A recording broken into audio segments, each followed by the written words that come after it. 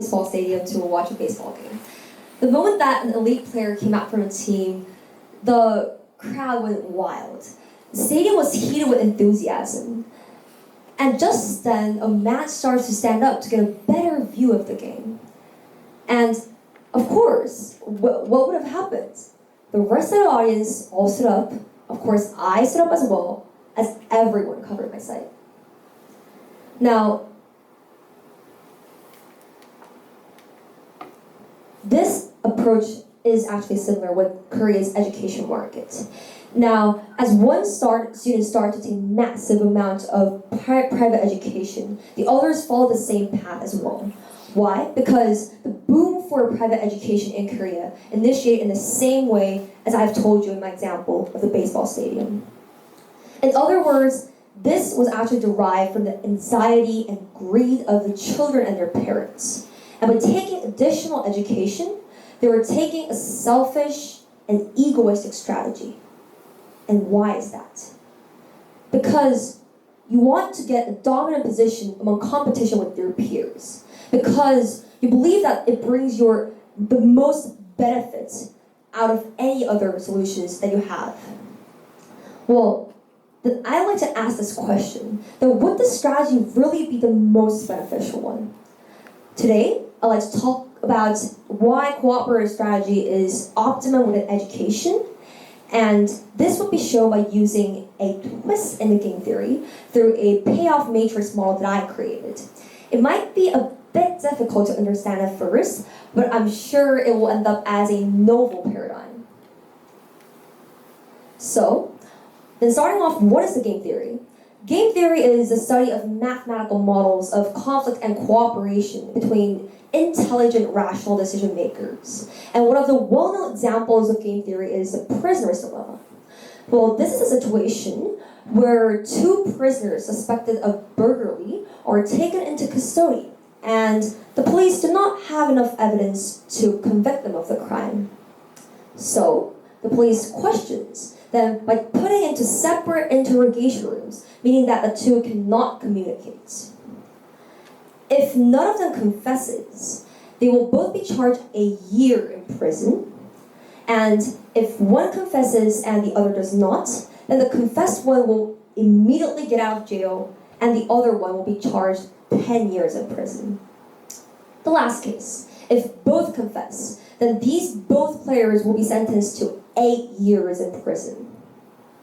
Now, in most cases, people choose to confess because they're so attracted to the get out of jail free card. However, if you think that here the thing is both prisoners choose the same strategy, meaning that both of them will like to confess their crime. And this will lead to 8 years in prison. Now look carefully at the numbers in this table. If you decide to not confess, you only need to live for 1 year in prison. And even people know that not confessing is the best choice, but ironically they choose to confess overall. Now, this dilemma works the same within Korea's education market. Because the problem with Korea's education is that there is too much unnecessary and excessive competition among students. That is why students are sent to private academies up until dawn.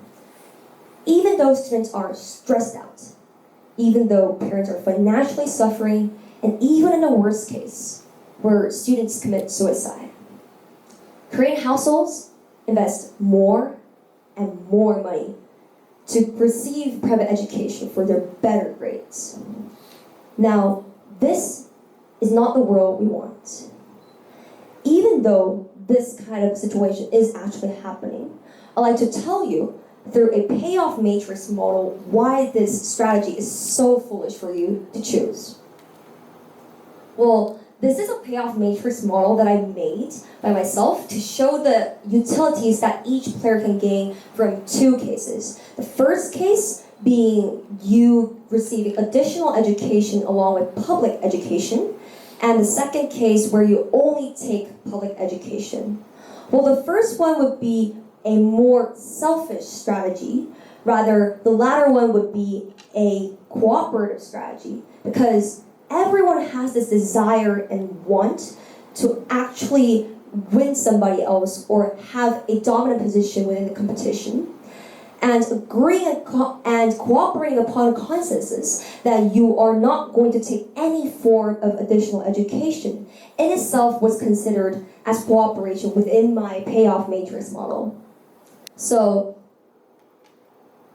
some measurements here. So the utility of private education would be counted as U, the utility of public education as V, and the cost of private education as C.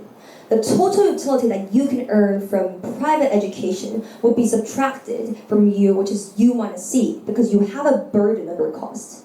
And then you have this total utility of public education as V, and the satisfaction you can earn from grades as R. Now, one more assumption here, that let's assume that you have only 2 students, and the one who receives private education will end up in better grades.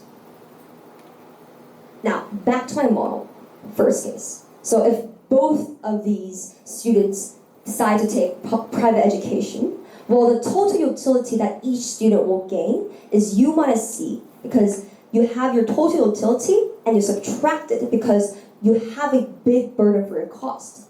But then this value of R over 2 is added because as we have assumed that people who get private education will end up in better grades, you get the same high grade with A and B, and this leads to equal satisfaction and a half reduction of R in the initial side.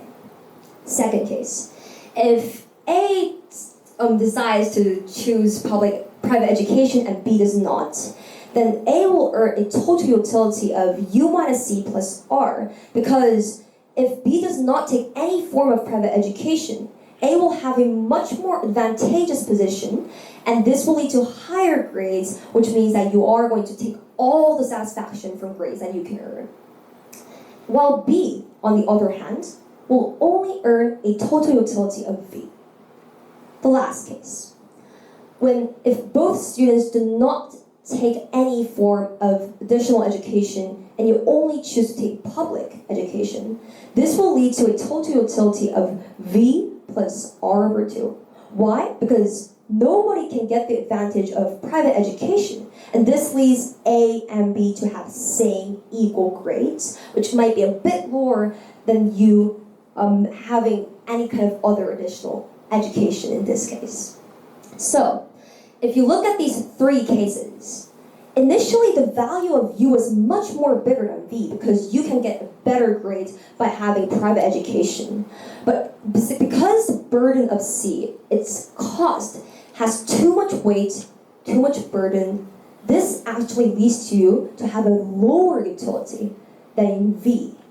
And not only such financial problems here, but the issues such as psychological problems that these students suffer, these are all considerable factors that can be subtracted from the total utility of private education, which was U, and will lead to you to have a lower utility than the utility that you get from public education.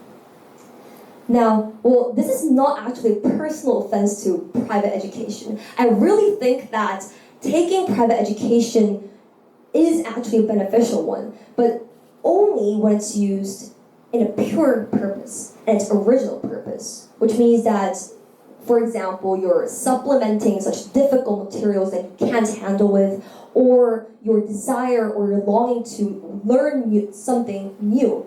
And this is totally okay. However, the problem that I want to point out here in today's talk is that Korea's private education and this excessive competition system is not about this pure purpose. It's about winning over somebody else. And it's able to actually have a dominant position within the competition with your peers.